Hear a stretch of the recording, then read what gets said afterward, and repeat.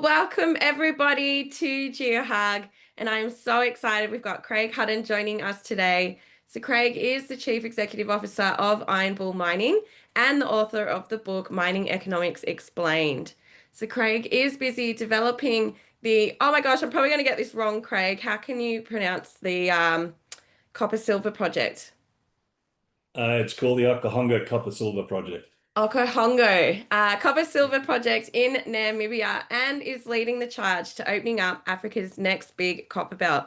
So, Craig has over 37 years of experience in the mining industry with a diverse background and skill set. He has held many positions that include financial manager, mineral resources manager, corporate finance manager, principal mining economist, head of global mining and industry, chief executive, among many others. So, with his expertise, it is going to be awesome hearing from him today as he chats to us about mining economics explained from theory to practice. So, thank you so much, Craig, for joining. It's awesome having you here today. Thanks, Jessica. I'm excited to be here and to share a little bit of my experience and some of the knowledge that I've been able to perfect over the years. No, it's awesome to have you here. So, thank you. I was curious before we get stuck in, what got you into mining and geology to begin with?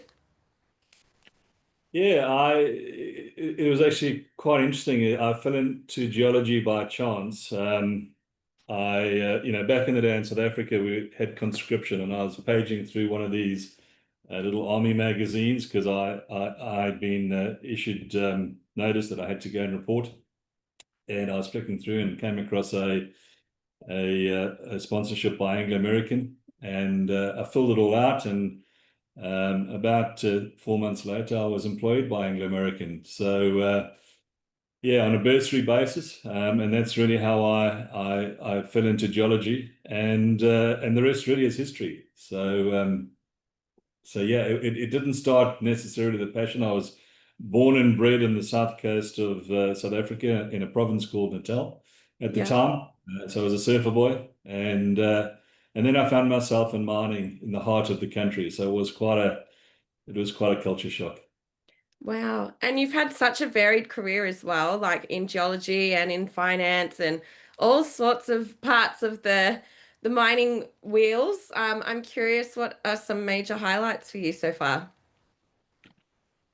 Yeah, it has been a very varied career. I think when I started off as a geologist, I quickly realized that my personality wasn't one just of being a consultant. I like to roll up my sleeves and get my hands dirty. And so I pretty much, you know, thoughtfully decided what to do with my career. So I latched on a Bachelor of Commerce way back in the day. And really what became quite a passion early on was mining economics.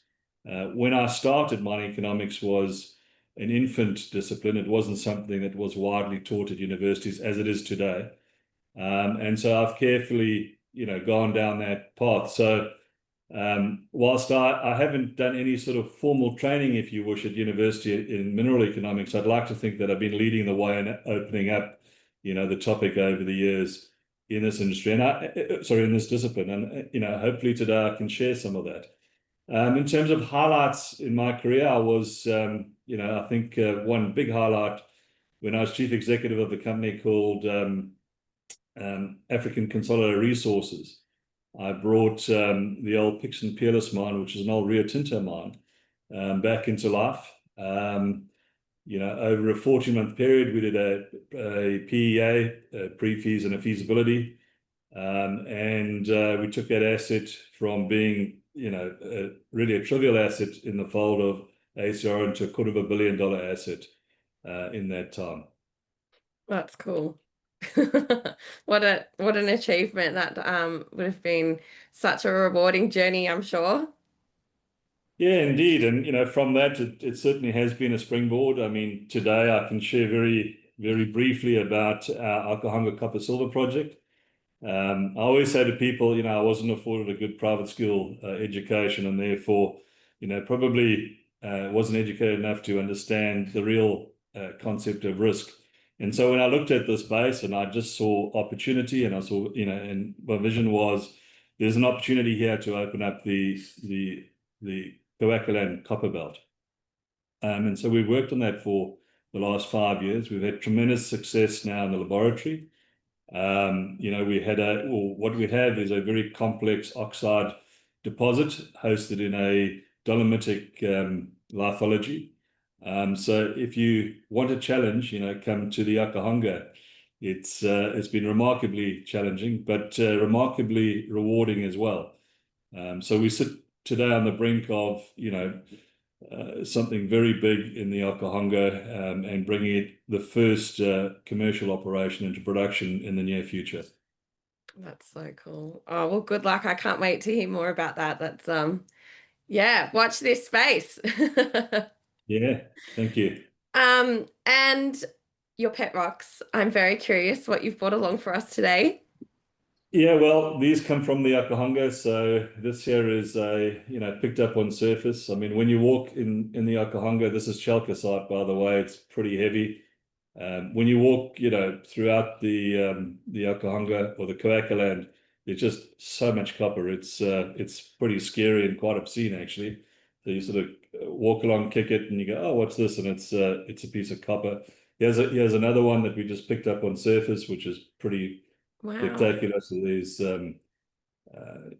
Blanchard and Chrysocolla and Shutterkite, which terrifies everyone when it comes to mineralogy. No longer terrifies us, by the way. We think we've cracked the metallurgy on that, so we're getting good recoveries. And then this one is pretty cool, which is a rock, and it's just full of malachite. Wow. Again, there was a bit of an artisanal working, so it was just under the surface, but we got that as well. So so the Coacaland copper belt is a very, very exciting belt, been neglected and avoided for various reasons.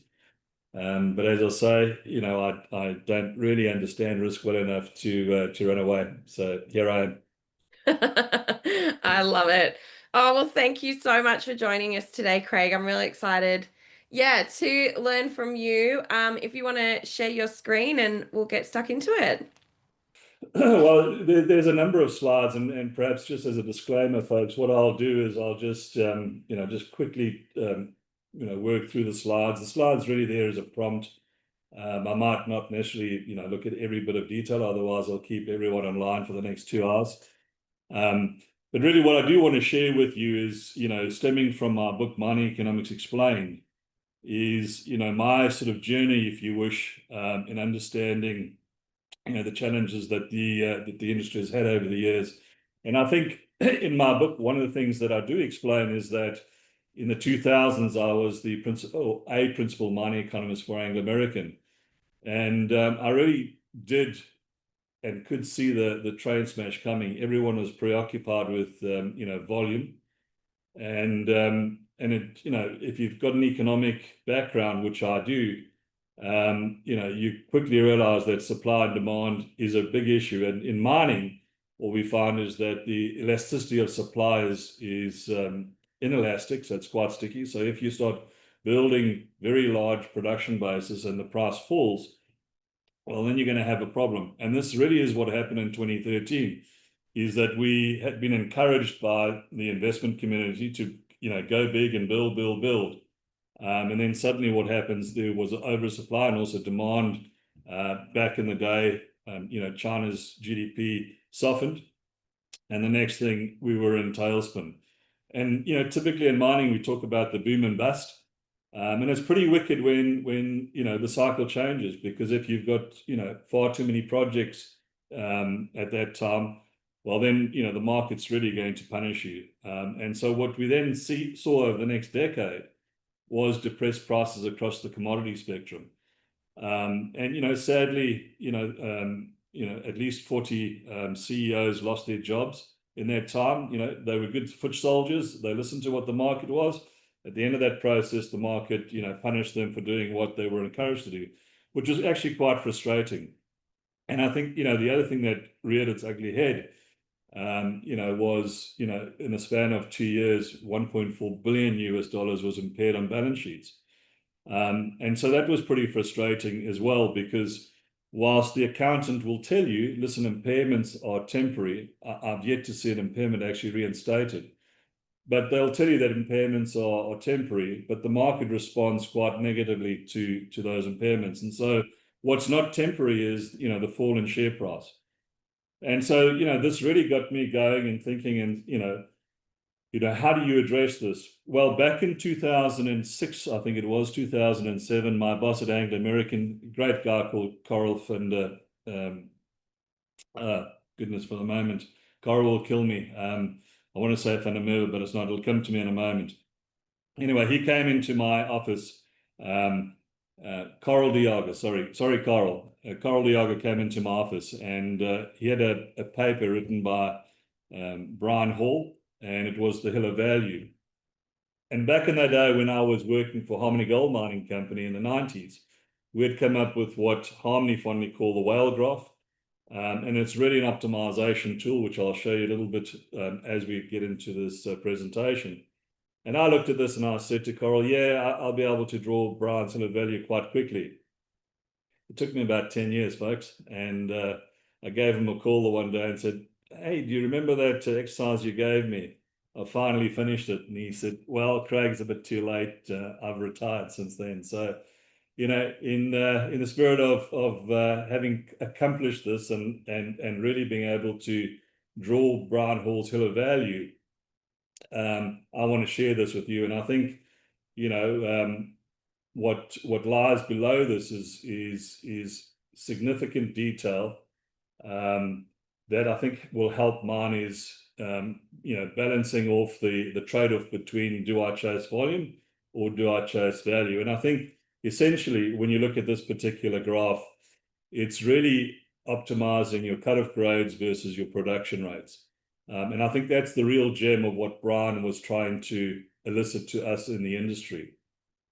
So it's a new way of thinking. And, we've, in the last 3 years, also come up with a really cool piece of software. So it takes all the sweat of doing these hills of value. But you will see in a moment is that what belies the Hill of Value that we've done is a very sound economic background. So really, it's a new way of thinking. And, what I say to people, if you can't adopt sort of the new way of thinking that's couched in good economics, best you don't buy the software in the future. But if you adopt it, and what I share with you today is appealing, then I think, the software, will fast track the thinking for you. So, we have spoken about from theory into practice. And so everything that I share with you today is actually being used by ourselves at Iron Bull, unlocking this, this fantastic asset that we have. So we purchased the Okahongo copper silver exploration prospecting license way back in, when was it, 2020, from a company called White Metals. Since then, White Metals been rebranded to Thunder Gold. So we paid just over $2 million US for this asset. And since then, we've been able to double the size of the resource. I'm busy right now with the PFS study. So we'll have our first declaration, which will have proven and probable reserves in the order of about 17 million tons. Our reserve will come out at about 1% copper. But you'll see, because of what we do and how we go about mining, we'll, in the first sort of 8 to 10 years, we'll process about 1.5% copper. So it's really a mindset in how you exploit value in these assets. I think you've done a good job, Jessica, talking about sort of my credentials and background. So I won't belabor the point. Maybe just to say that it's a really pretty picture of myself in the left-hand corner. So here's the sort of, I guess, the mind thought is, there's an old way of doing things and there's certainly a new way. And I think, the new way, people like Ivan Glassenberg at the end of the last super cycle said, look, miners have to learn about economics. And I think, many a miner gets affronted when you tell them, hey, you've really got to understand economics. And, what is it that he's talking about? Well, it's supply and demand. The whole idea about go big and go home is couched in the idea that, in fact, you're going to garner economies of scale. And, I challenge, the mining industry in terms of, do you really understand, economic theory and, economies of scale?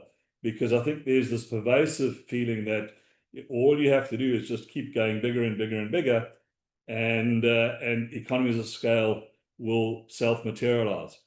The reality is this is not the case, and I'll show you in a moment in some of the graphs as well that the idea of diseconomies of scale certainly exists, and there's another concept called constant economies of scale.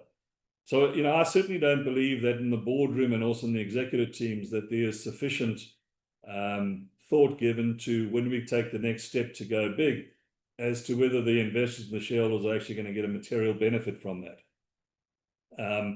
And so, sadly, what we see today also in the investment community is, there's a preoccupation with looking at, how many tons of copper were delivered without actually understanding whether those additional tons of copper actually increased your share value and or increased your profitability.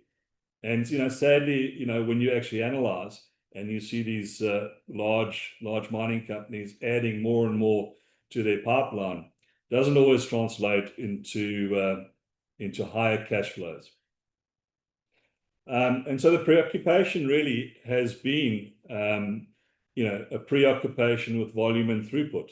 Have a look and see that when a mining company says it's increased its copper output by 10%, 20%, the share price rises. So it seems that there's an incentive not only with the miners but also with the investment community to reward people as they increase their output, and not really focusing on the bottom line, which is how much cash did that company produce.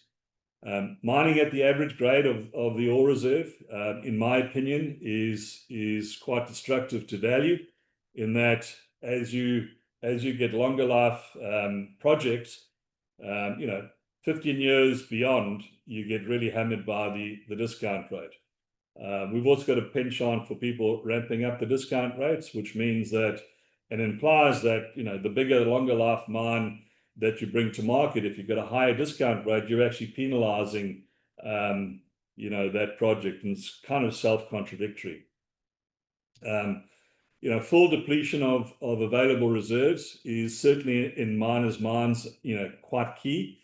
And I can tell you the approach that we have, in fact, I'd like to think that you have your cake and you eat it, because we prioritize our mining mindset and paradigm on generating maximum value.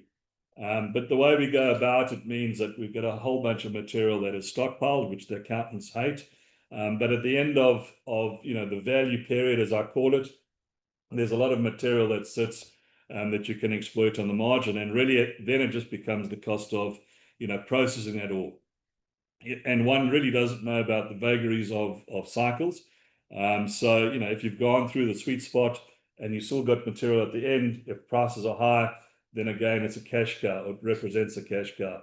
And I think it can also counter if you adopt our philosophy, this horrible curse of impairments as well. Of course, what a lot of miners also get preoccupied with is sweating the assets. And I often argue with miners to say that, I think they tend to sweat the wrong assets.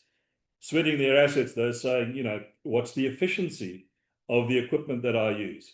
And I've recently told the engineers that are designing our Okahongo mine is that I care less about the efficiency of trucks and the equipment as opposed to the quality of ore that is sent to the plant. So where I focus on is the efficiency of the rock or the package carrying the grade and the metal. So that efficiency comes down to what's the grade of the copper that I move at any one time, rather than filling up a truck. And then the obsession with productivity. I think at the heart of economics and economic cost curves, which you'll see later on, is the preoccupation with productivity. But I think, in my experience over the years, the obsession with productivity is probably misguided in terms of where the focus is. And typically, my experience has been that the focus has been on sort of equipment rather than on the ore body. So here's the thing, if you look at a truck and you have a look at, its dashboard, there's a whole bunch of, different gauges that have to be, considered. Now, just looking at or focusing on one gauge, for instance, say your rev counter or your speed, without looking at all the other rev count, or sorry, the other, instruments, probably is a recipe to disaster. And I think, again, this is one of the things that I'd like to emphasize is that, as an industry, we've really got to be looking beyond simply just, pushing out volumes and look at the spectrum of, our instrument panel to get this thing right. So here's some 4 graphs that, years ago I, contemplated and I considered quite carefully. And there's something very interesting in these graphs. On the top left-hand side, I call this economies of scale. I think we all like to believe, and this is where we want to be, we all want to be in the first quartile of costs. And we all believe that, if we increase our tonnages, then our cost per ton, our cost per ore, cost per zinc ton, or, cost per gold ounce, declines. That's where we'd like to be. Unfortunately, that's not always the reality. In the bottom right-hand corner, I have something called diseconomies of scale, which most economists are aware of, and I'll show you a picture of that down below. And that's really the area that we don't want to be in the area of diseconomies of scale. But here's the conundrum. If you have a look at the top right and the bottom left, is that what happens when your cost per ton process goes down and your cost per ton rises? I think what we're seeing today in the copper industry and also other industries, zinc, lead, others, we're seeing a fall of grades as we increase our production base. And this is well established and it's well acknowledged. And the question is, are we going to get benefit from that? So the bottom left-hand corner is, again, where I believe true economies of scale are, is, what's your cost per metal produced? And if that is falling and then your cost per ton processing increasing, that's a very interesting conundrum that we're going to address today. So here's the thing, just to belabor the point one last time, is, coming back to our truck scenario, and really it's been a preoccupation in the mine design that I'm busy with, is to say to to the engineers that big trucks don't do it for me. Big trucks fine if you're going to move waste, but certainly if you're going to move ore, then I want smaller trucks. So here's a thought experiment. You've got a big truck of 450 tons, 10,000 tons is going to be moved. And the grade in that truck is 0.5% copper, which gives me 50 tons of copper moved. The number of trips would take me 22 trips. The cost per ton would be 1.1. So that's the cost per ton in that truck, giving me an overall cost of $12,000. And therefore the cost per ton of copper, $240. If you have a look at the smaller truck, and I have a higher grade, so it's a 100-ton truck, 10,000 tons moved for the month, copper grade of 1.2, copper tons of 120, so more copper tons in that little truck over the period than the big truck. Ultimately for so then 100 trips and cost per ton of 2.2. Ultimately the cost per ton of copper moved there is 183 versus the big truck of 240. And so the big question here is, which of these two options is better? Do you have a smaller truck doing many more trips, or do you have one big truck doing fewer trips? What is the right answer to this? And so let's go through it and let's see if I can be convincing. Certainly I'm convinced about it, and certainly the Okahongo, as was Pix and Peerless, going to be this sort of showcase in terms of my persuasion. I've shared with you the hill of value that Brian Brian Hall conceptualized way back in the mid-2000s. And really this really sparked my enthusiasm and passion to do what I'm going to now show you.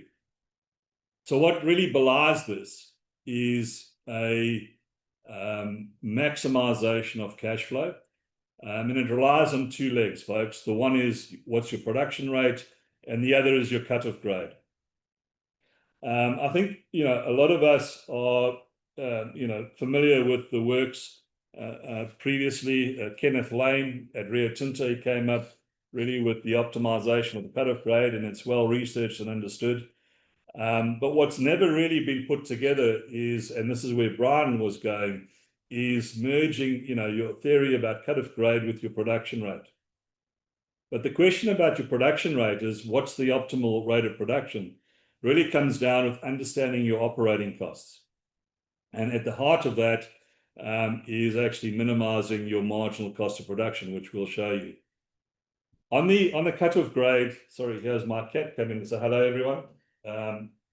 On the right-hand side is your grade tonnage cutoff and the theory around grade optimization.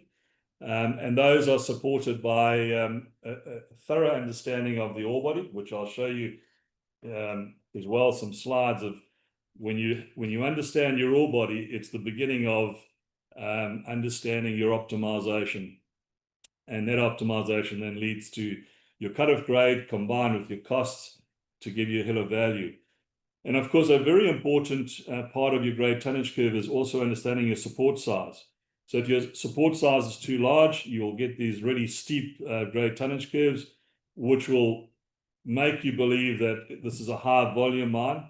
But if you have smaller support sizes, smaller mining units, you tend to have a flatter curve, which then it gives you optionality in terms of on what type of mining that you should use. So now I'm just going to take you through some exciting stuff around the ore body that we've picked up over the years, how to analyze the ore body, and really understand the economic signature of the ore body. This talk has been entitled Theory to Practice. So these are some graphs of real deposits that I was asked to analyze in the DRC. A big mining house asked me to go analyze a number of the deposits and then rank them and understand which of the deposits that they should mine first. So I'll show you in a moment, for those of you who are very familiar with grade tonnage curves, the traditional way of producing a grade tonnage curve is in absolute numbers. And generally all you can see is your tons, ore tons against your grade.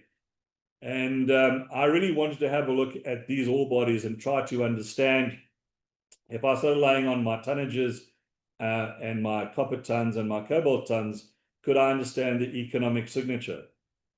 And so, this is a product of that thinking. And so first of all, I wanted to have a look at each of these deposits. I wanted to have a look at their the differences of their ore. And then also want to have a look at the distribution, the differences of their copper and their cobalt. So in the middle, what you'll see is each of those different deposits that I analyzed had a very distinct distribution of grade across the cutoff, or the copper cutoff. And if you take that and you translate that into a relative cumulative percentage, you actually see something quite intriguing about their distributions. So in the top right-hand side, you'll see, the cumulative copper distribution. In the middle, you'll see the cobalt distribution on a cumulative basis, and then you see the ore. And something very peculiar is, this is our traditional way of thinking is, when we just look at the ore, we forget about actually how is the metal content responding as we change the cutoffs.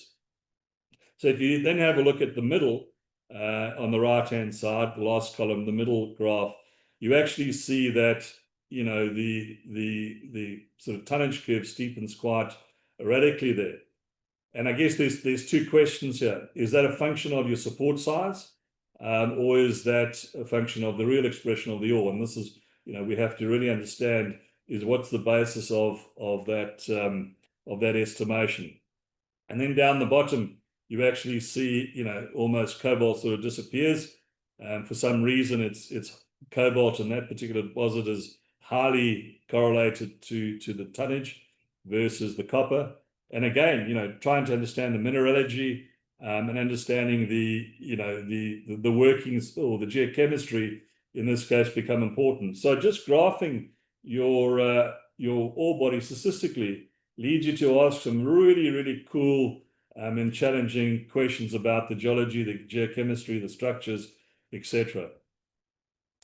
What I then did is I then plotted all of the different projects on single axes, just to have a look to see how the different deposits ranked up and stacked up, and as a tool to go and kind of choose the best project.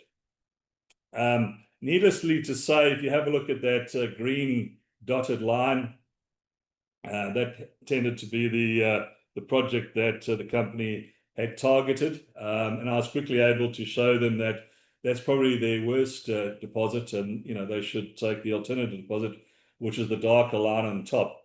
And the reason being is that with a more generous slope of the grade tonnage curve, you have more flexibility and it's more forgiving than a steep curve that slight movements in the price, movements in your cutoff, and suddenly it really hurts the size of your resource quite radically. So that's really just looking at the tonnages, the ore. If you look on the right hand side, top right hand side, plot the cobalt metals by each project and see how they rank and stack up. And then down the bottom, do the same for the copper. And so for me, that was very enlightening, looking at the economic signature, as I call it, in each of these various deposits. And then something sort of occurred to me, and that was in our modeling, what we do is when we change things and we have, sensitivity analysis, and we say, well, if I change the cutoff, for instance, and I move the cutoff up by, let's say, 1.2% to sort of, 1.5%, or I drop the cutoff from 1.2% to 0.8. How does the byproduct or the polymetallic grades change? And typically in our models, what we do is we just leave cobalt, for instance, static. So we'll change a whole bunch of variables, and we say, oh, well, we'll just assume because the metallurgist said the cobalt grade is 0.2% or 0.3, we just leave it. And so what I then did in the bottom right-hand corner is I looked at the average grade of the cobalt as a function of the cutoff of copper. And I got a very interesting profile and trend, which was basically to say is, look, when you have a polymetallic mine, when you play with your primary metals cutoff, don't for a moment think that the grade that you're applying in your model is static. And therefore, you need a modeling technique that actually acknowledges and accounts for this. Coming back to these graphs that we plotted earlier, one of the things that I continue to get challenged on, particularly by the mining discipline, is that, look, you can't plan a mine in a spreadsheet. And we've got fantastic tools today called K-Mine and Whittle, and these tools look at things in 3D space. And so really your analysis is quite weak in that it doesn't account for 3D space. Well, we've been working quite closely with a great company called Tech Geological Consulting in South Africa, Dr. Ian Basson, and a real shout out to Mike McCall, who I think is online today, who did a fantastic job doing our analysis of the Okahongo copper silver. And so on the right-hand side, what you'll see is our ore body at the Okahongo. And that ore body, the morphology of that ore body is expressed at different cutoffs. So at the top, what you'll see is the ore body expression at 0.2% copper. In the middle, you'll see the ore body expressed at, I think that's about 1.2% copper. and down the bottom is your ore body expressed at 0.8. And so that's really, I've just put all of these slides together just to kind of give you some insights, is that when you start looking at your grade tonnage curves and your cumulative histograms, they actually have in 3D space, they actually have an expression as well. And so what you do is, these sort of perspectives and tools that we've designed are not competing with Whittle and K-mine. They're actually complementary. But what I do ask a lot of sort of the mine designers and engineers is, when you use your Whittles and your K-mines, you have to apply certain assumptions. And the question is, what are those assumptions informed by? And I often basically get blank stares because, they say, well, we've calculated our cutoff. And I say to them, well, how did you calculate your cutoff? Is your cutoff optimal? And what did you decide in terms of, the cost that you've put in, your production rate that you've assumed? And typically, in terms of optimality, I don't get the answers, but nevertheless, they plug those numbers in based on what I argue are suboptimal numbers, and then Whittle will run its algorithm, K-mine will run the algorithm, and at that point they believe that they've optimized the mine. I have a different persuasion. My persuasion is you've really got to start with understanding the ore body, and then understanding the optimal rate of production. So let's just have a look at this grade tonnage curve, and this is a re-expression of the grade tonnage curve. As I said, typically what we have on the top left-hand side, you'll look at the vertical axis. That's normally expressed in absolute numbers, which actually is quite limiting because you actually don't get to see, as I've shown you, the expression of the metals that we should be preoccupied with. It's not about ore, folks. It's about how much metal you take and send to the smelter and that you send. We don't sell ore. We sell metals. So on the top left-hand side, basically what I'm showing you, if we assume a cutoff of 0.5 in this instance for the copper, we can read off, how much of the metal versus the ore that we'll take. So in this case, you will take 99% of the metal with 97% of the ore. So a lot of miners go, yeah, this is the right cutoff because we're getting maximum extraction. If you go down to the right-hand side and you had to increase the cutoff, and everyone, is alarmed and that this is high grading, this is terrible, you shouldn't high grade, this is a pervasive mindset. But have a look at this particular, expression of the metal and the ore. It says at 1.2%, I go from a 99% of metal extracted to an 87% of metal extracted. I fall from 97% of the ore extracted down to 74% of the ore extracted. And the big question here is, well, which one should I choose? Now, if our mindset is, well, if you increase the cutoff, it's high grading. Let's have a look at this particular graph. What we do, and over the years, this started off in Harmony Gold Mining Company, that we came up with what we call the whale graph, which you see the big graph at the bottom, is we run this algorithm and we try to determine what is the sweet spot. What is this trade-off that you're looking for? And so what the algorithm does, it plots for you the optimal profitability, operating profitability. And so you'll see here where it's optimum, it shows you 1.2% cutoff. Anything to the left of 1.2% cutoff obviously gives you suboptimal profitability. Anything to the right of that gives you suboptimal profitability. So it's really about finding what that sweet spot cutoff is. And then the question is this now high grading? Well, I'll argue that, let me have a look over here. I'll argue that it's not high grading if you're maximizing your returns. And really that's, the heart of any business enterprise is we are trying to maximize our returns and our profitability. And this particular optimization leads us to understanding what that optimum value is on the cutoff. so we can maximize grades. So one last thing before I move off this topic is if you maximizing grade, then perhaps mining less ore is to your benefit, because if you mine less ore, it means that you attract less costs. Going to move on now to the rate of production and how we optimize the rate of production, and then looking at economic cost curves. So, if you go to economic textbooks, and, I had a great professor at Wits University called Prof. Dick Minute, who has since retired. But way back in 2006, he started looking at these cost curves. He's got some really good papers. Jessica, I could make those papers available to you as well. But it really was complementary to some of the work that I'd been doing at South Deep, which at the time was a joint venture with Placidome, and I was hired by Placidome.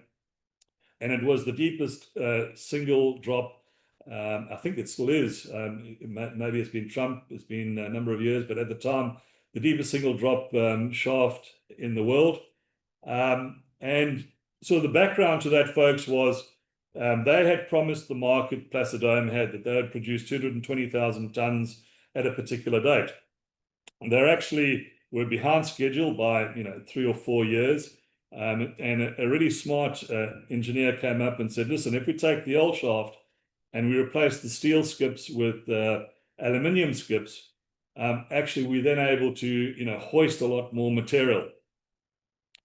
Well, they did exactly that. And then to their horror over time, they discovered that as they increased their throughput through the old shaft, which was nameplated at 140 kilotons per month, every time they exceeded that, their costs began to rise.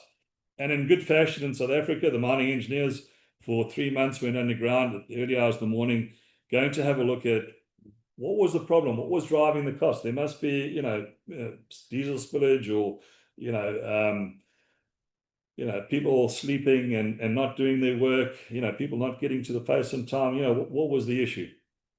And after 3 months of sort of no answers, the frustrating part is I basically remembered, about the cost curves, and I began to plot our cost curves. And they were not dissimilar to the unit cost curve I show you at the bottom. And I plotted that for South Deep. And, true to form, I confirmed that their nameplate of 140 based on their data set was correct. And every time they went over 140,000 tons, their costs began to rise. And so what happened is, I was the chief strategy officer for the mine at the time. They would come to me and they'd say, what would our costs be this month? And I said, well, how much are you producing? And they'd say, well, we're going to do 160,000 tons. And I'd give them a number and they'd say, can't be, because, more tons means economies of scale, we should get less tons. The reality was a poor understanding of the whole idea of economies of scale, a poor understanding of these economic theories, which in practice, we've been able to prove actually exist and are real. And so it really comes back to the understanding of your fixed and your variable costs. Understanding what the sweet spot is for production, for your rate of production, based on these cost curves. And over time, what has been quite enlightening is, the economic theory, if you have a look down the bottom, says that your optimal rate of production is where your marginal cost, which is that horizontal dotted line at point A, is bisected by your marginal cost of production, which is the dotted line bisecting that horizontal line at A. Well, that's the theory. If you listen to Prof. Minute, he was saying over the life of the mine, actually the optimal point is where your marginal cost bisects your average cost of production, which is point B. The really great thing there is when I began looking at this and applying it, I soon realized that both those points give you a battery limit. And this is important because it gives you optionality in terms of as the cycle changes, as you have volatility, the miners can actually respond not only with cutoff, but also with their rate of production. What's interesting is if the metal price falls, folks, and that horizontal line you see, if that begins to fall, it actually tells you something that's quite counterintuitive to what we've been trained as miners to always do. We hear this idea that if the metal price falls, we're going to mine ourselves out of trouble, so we'll produce more, which actually, according to Ivan Glassenberg, is a pretty dumb thing to do, because as prices fall, the industry continues to produce more because we want to capture economies of scale. Well, this economic theory says actually if prices fall, what we should be doing is pulling back our production, right? And if we pull back our production, we're going to supply the market less, and then we'll put a floor under the price. If we all do this in unison, actually we won't have the severity of what we experienced in 2014, 2016, when the copper price, after recovering to over $6,000 a ton, then plummeted back to about 4,400. And why? Well, just because the industry has this persistent need to just keep producing and just not understanding economics. And so these graphs really, if you're able to digest and understand that, at a microeconomic scale, if we adopt this theory, actually, if it becomes pervasive in the whole industry, it is beneficial not only to your mining operation, but the entire industry. Now, when we have a look at these curves, if you mind me for a moment, I'll just go back to this slide, is if you look at the top graph and you have a look at the fixed and variable costs, you may ask me, well, Craig, what is the optimal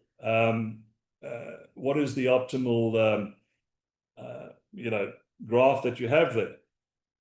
And the simple answer to that is, if you have a look down the bottom, you will see the marginal cost hits zero. So in the next graph over here, the optimality behind finding the right combination on your cost curve is to get to the point where your marginal costs are driven down to zero.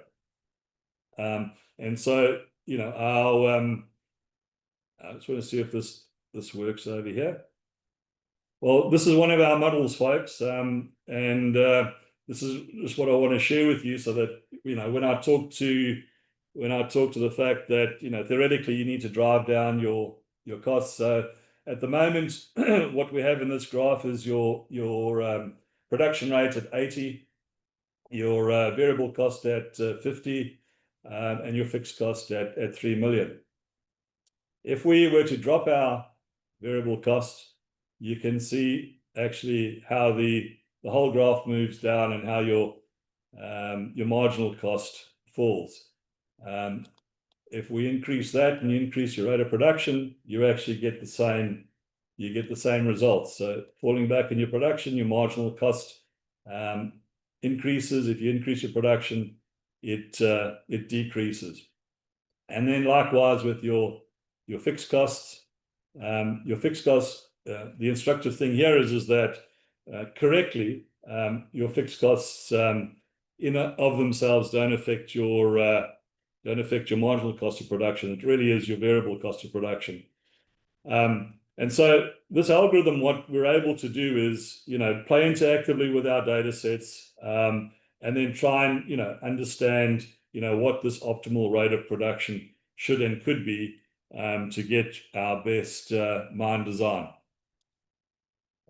Don't save. So there's a real practical application behind these curves. This is not a textbook theory, but this is a real algorithm that we have to assist us. So just one thought as well at this point is, in terms of scale, if your view is that you always get constant improvements to economies of scale as you increase your level of production, as is pervasive, then you may set your rate of production at point A here, and you may believe that you have certain benefits, which is in this column in the left-hand side. And essentially what the results of that thinking would be, you would have, for argument's sake, $754 million NPV, IRR of 21%, and a life of mine of 17 years. But however, in reality is if diseconomies of scale indeed exists, then if you look at the middle column, actually you end up with a negative NPV over the life of your mining operation. You end up with an IRR of 6% and a life of mine of 17 years. However, if you follow our persuasion and you optimize the rate of production, it may not initially look as sexy because you went from $754 million NPV down to about 500 million. Your IRR drops from 21 to 15, but your life of mine is now 35 years. And so you go, well, I'd prefer column A. Yeah, we would like, the results of column A. The big question is that the point at which we are optimizing our current reserves optimized, and are they real? And in short, I argue that them being illusory, the real result is point B. And the real question is, what option do you want? Do you want point B or do you want point C's results? And I think we'd all agree that if you correctly optimize your ore bodies, we don't plan to strategically make losses for our investors, but we do seek to maximize revenues. So that would be expressed by column C. So very briefly, just to reinforce the idea, is on the left-hand side is really the world of the economist. The economist recognizes that at some point in time, at a rate of production beyond that, costs begin to rise. Whereas, our traditional accounting perspective is that, we just endlessly get economies of scale as we increase our rates of production. And I think this really ties back in with, the first slide that I showed you is, the idea and fascination with economies of scale, without a good grounding of what it actually means that we're going to put all of our efforts in moving as much tonnage in those big trucks as we possibly can, and not really focusing on, how much metal we're moving, because it all then becomes about how much ore we can move. Now, this slide really just as in short, looks at, once you've optimized your cut-off grade and your rate of production, and I did speak to you about the battery limits, is that we have, two optimum profit curves that we can generate.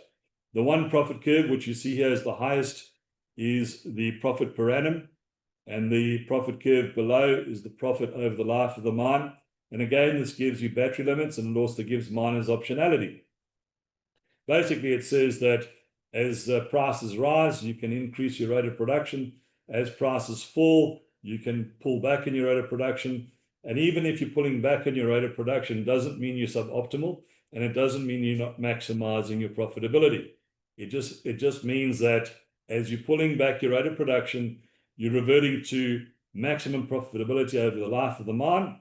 Whereas if you increase your rate of production within your battery limits year on year, as the prices rise, you can actually take advantage of price increases.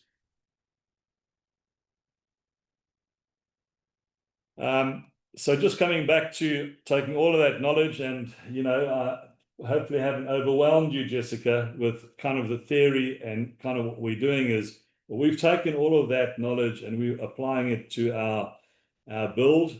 So we basically get the ore body, we understand the ore body, we understand the rate of production and the cutoff applied. And the idea is really to having defined it, we're developing it and in the process of de-risking this project in Namibia. And what did that take? Well, it took a very complex dynamic modeling tool that we've developed over the last 6 years. I have a team of very, very good IT people. We're going to have a commercially produced model, but really it takes into account all of these different aspects. At the heart of this the software that we have, it really looks at the ore body as the sort of primary driver for value. And then it sort of looks at, as I've explained, your mining methodology, your processing methodology, it looks at your metal prices, net present value. It brings all of this together and it produces your hill of value. I'm going to skip over this. I think we've spoken from theory to practice. Just in the software, here's a dashboard that we've produced for our current mining operation. So we've generated the hill of value. We look at the valuation statistics. We look at the key assumptions that we've applied. These key assumptions then go to the mine design team to make sure that they realize the optimization work that we've done. We summarize all the capital expenditure details, the production statistics, cost and profitability, etc., etc., etc. And we make sure that when the mine designers have gone through their process using Whittle and K-Mine and other tools, that they actually come back and they meet these numbers. And where there's variance, we get back into that and we study them with the mine designers and we start to tweak our model. And then ultimately we reconcile our NPV to the maximum operating profit that we have. And so we understand the details ad infinitum in terms of reconciling what the mine designers have versus our optimization work.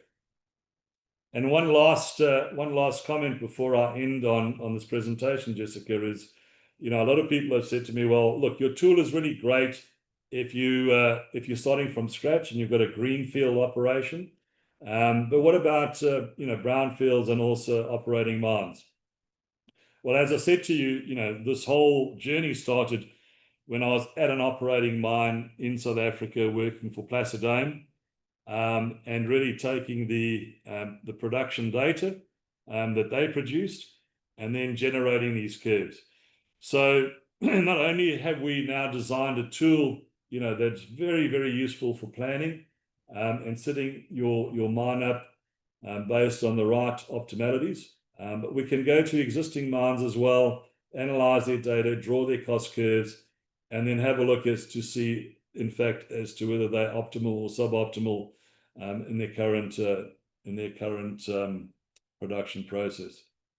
But I think the message really is on the back of Mining Economics Explained, which touches a lot of these concepts, is really it's the right way of thinking. It's a new way of thinking, and it's about discovering the optimal cutoffs and the optimal rates of production to generate maximum value. And if you set up your mine from the beginning based on these principles, you're going to be able to weather changes in macroeconomics.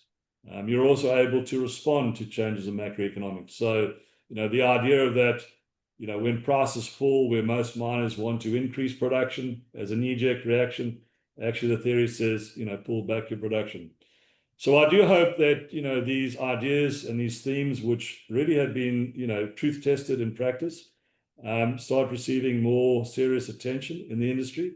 And I do hope that the industry grows from strength to strength, and we can navigate our way out of the boom bust scenarios that we've cursed with in the past. There you go, Jessica. Thank you so much, Craig. I learned a heap just then. So thank you.